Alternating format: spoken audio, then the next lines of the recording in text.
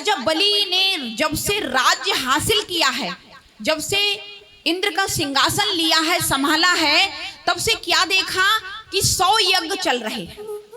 आज 99 यज्ञ पूर्ण हो गए और 100वां यज्ञ हो रहा है। 100वां मानी 100वां यज्ञ चल रहा है। इतने में राजा बलि जैसे ही प्रवेश किए तो एकदम क्या देखा कि गुरु शुक्राचार्य जी बैठे हैं और बेटे से बोल रहे हैं कि बेटा यज्ञ करो और मैं आपके यज्ञ की रखवाली कर रहा हूं। जैसे ही ये बात कही, राजा बलि अपने यज्ञ पर बैठे हुए कह रहे हैं, जब गुरुदेव बैठे हुए हैं तो मुझे किस बात की चिंता। प्यारे, इस कथा को जरा ध्यान से सुनना है आप लोगों को। देखिए, गुरु का कर्तव्य क्या है, गुरु को करना क्या चाहिए।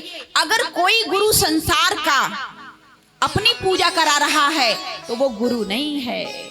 आजकल कई सत्संग ऐसे चल रहे हैं जो स्वयं पूजा करा रहे हैं। धूप बत्ती, अगरबत्ती, दिया बाती, तस्वीर सब हटा दो, केवल और केवल मेरी पूजा करो।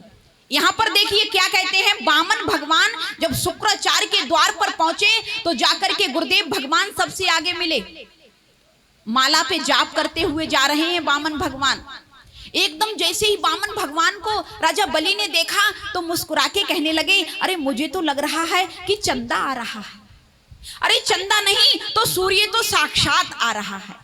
गुरुजी ये बोल क्यों नहीं रहे हैं? खड़ाऊ पहने हैं, चटपट चटपट बटुआ सा मोहड़ो लेके चले आ रहे हैं। गुरुजी देख करके बोले, हाँ देख लीजिए। आकर के एकदम जैसे ही द्वार पर खड़े हुए राजा बलि ने साष्टांग दंडवत किया और कहा, मांगिए। आप कौन हैं? आप कौन हैं? आप मेरे द्वार पर आए हैं। त्रिलोकी का नाथ हूं मैं और मैं त्रिलोकी की संपदा आपके नाम कर दूंगा। मुझे आपको बहुत कुछ देने का मन होता है। प्यारे, कभी कभी आपने देखा होगा प्राणी के पास देने को सब कुछ होता है लेकिन दिल नहीं होता, और किसी के पास देने को कुछ नहीं होता है लेकिन उसके पास दिल बहुत होता है। इसलिए कहते हैं वामन भगवान जब राजा बलि के द्वार पर पहुंचे तो राजा बलि के पास सब कुछ है और राजा बलि ने कह दिया कि प्रभु मांग लो, आप जो मांगना चाहते हो। इस राजा बलि के द्वार पर आके खाली मत जाना। इतनी बात सुनी तो राजा बलि की बात सुनकर के गोविंद मुस्कुराने लगे। वामन भगवान कहने लगे, अच्छा मेरा ही राज और मुझी को दातार बन के दिखा रहा है, अभी पता चलेगा 2 मिनट में। अब जब कुछ नहीं बोले, मन में सोचा तो गुरुजी से कहने लगे, गुरुजी ये बताइए ये बोल क्यों नहीं रहे हैं? तो गुरुजी ने कहा, तुम्हें नहीं दिखाई दे रहा है, माला पे जाप चल रहा है। बोले अच्छा। जब माला पूर्ण हुई तो बोले, अब बताइए क्या कह रहे थे राजा बलि कि जो चाहिए वो ले लो? बोले हाँ प्रभु, आप वामन भगवान हैं, मेरे द्वार पर आए हैं और मुझ जैसे त्रिलोकी नाथ के पास आकर के आज तक कोई खाली नहीं गया है, आज तक सब भर के गए हैं। इसलिए मैं चाहता हूं त्रिलोकी का राज मैं आपके नाम कर दूं। बोले त्रिलोकी का राज मुझे नहीं चाहिए। तो बोले सुनो, आपका विवाह नहीं हुआ हो तो बताइए किसी ब्रह्माणी के साथ आपका विवाह करा दें।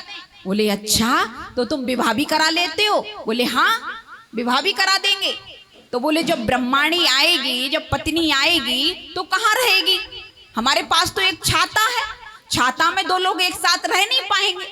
तो बोले क्यों चिंता कर रहे हो महाराज, कंचन का महल खड़ा है, आराम से दोनों लोग रहना।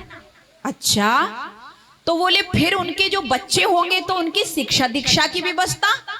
बोले काहे को चिंता कर रहे हो, हिरण्याकश्यपु महाविद्यालय बना हुआ है, आराम से बच्चे होंगे, तितने सारे के सारे शिक्षा पाएंगे।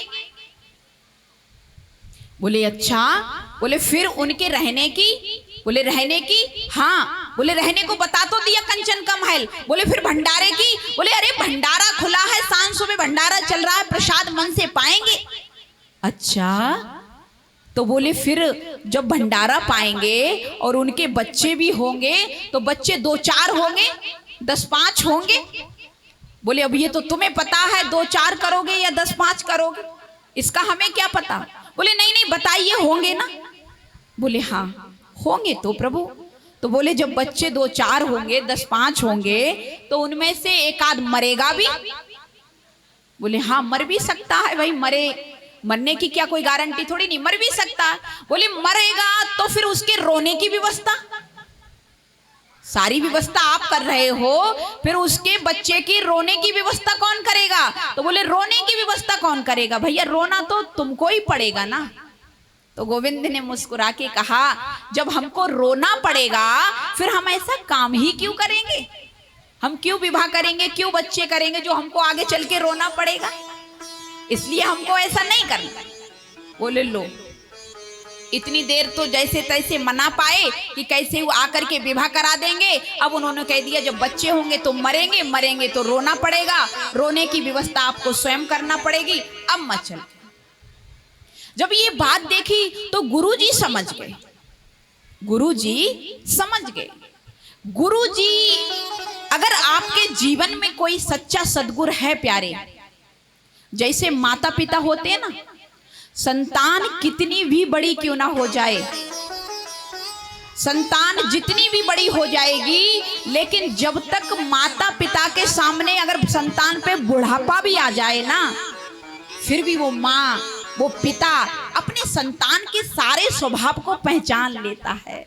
हाँ जी या ना जी, संतान कितनी भी बड़ी क्यों ना हो जाए, लेकिन माँ बाप के आगे अगर बूढ़ी संतान हो गई है, फिर भी अपने बच्चे के भाव को पहचान लेते हैं। इसी प्रकार से सद्गुरु की शरण में जो संत रहते हैं, शिष्य रहते हैं, शिष्य भी अपने सब शिष्यों को जान लेता है कि मेरा कौन सा शिष्य किस भाव का है। गुरुजी समझ गए कि ये बामन नहीं है और ये 53 नहीं है। बोले कौन है? बोले ये छलिया है और छलने को आया है। छलिया है? कैसे छलिया है? बोले दिखाई नहीं दे रहा, 1 घंटे से तुमसे बहस कर रहे हैं कि मुझे ये चाहिए नहीं, मुझे वो चाहिए। अब कह रहे हैं कि मुझे 3 पग भूमि दान में दे दो, और जब 3 पग भूमि का कहा तो कह रहे हैं अपने पाप से नाप करके लूंगा। तो ये कौन है? ये बामन 53 नहीं, ये साक्षात छलिया है, ये छलने आया है। इसलिए संकल्प मत कर देना। तो गुरुदेव की बात पे राजा बलि ने कहा गुरुजी ये बताइए कि अगर मैंने वचन दे दिया, अगर संकल्प नहीं लूंगा तो वचन भी तो एक संकल्प ही हो गया। अब मैंने तो देने को बोल दिया, इसलिए मैं अब इनसे मना नहीं कर सकता हूं। गुरु ने कहा अगर आपने दे दिया ना राजा, तो समझ लेना कि आप श्री से हीन हो जाओगे और त्रिलोकी का सारा राज्य चला जाएगा। राजा बलि ने बड़ा सुंदर जवाब दिया, कहा गुरुदेव अगर ये बामन हैं तो ये 3 पग भूमि से ज्यादा नहीं नापेंगे, और अगर ये छलिया हैं, छलने आए हैं और मुझे छल के ले जाएंगे, तो भी मेरा नाम पुराणों में अमर होगा कि राजा बलि के द्वार पर भगवान ने आकर के भीख मांगी और भीख में राजा बलि को छल लिया था। इसलिए गुरुदेव मेरे तो दोनों हाथों में लड्डू हैं। अब जब गुरुदेव ने मना करा कि चेला लुट जाएगा और चेले को लुटता हुआ मैं देख नहीं सकता हूं, इसलिए गुरुदेव ने जाकर के एक जल होता है, जल भरने का सागर, जिसमें एक टुटनी लगी होती है, जाकर के उस सागर की टुटनी में बैठ गए। जाकर के जब बैठे, जैसे ही संकल्प के लिए जल दिया तो टुटनी से जल ही नहीं आ रहा। एकदम बामन भगवान से राजा बलि कहने लगे अरे जल ही नहीं गिर रहा है संकल्प के लिए। तभी तुरंत कुशा के आसन से एक सीख निकाली और टुटनी में डाली, और एक गुरुदेव जी की एक आंख गोविंदाए नमो नमः हो गई। भगवान ये बताना चाहते हैं कि आपकी एक आंख ठीक है, जिससे आपने मुझे पहचान लिया कि मैं भगवान हूं और छलने के लिए राजा बलि के द्वार पर आया हूं, लेकिन आपकी एक आंख गलत है, जो आप किसी को दान देने से रोक रहे हो।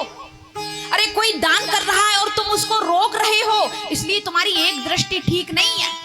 इसलिए इस दृष्टि जो ठीक है उससे तो तुम संसार को देखोगे, और जो तुम्हारी ठीक नहीं है, इसलिए इसकी गोविंदाए नमो नमः हो गई।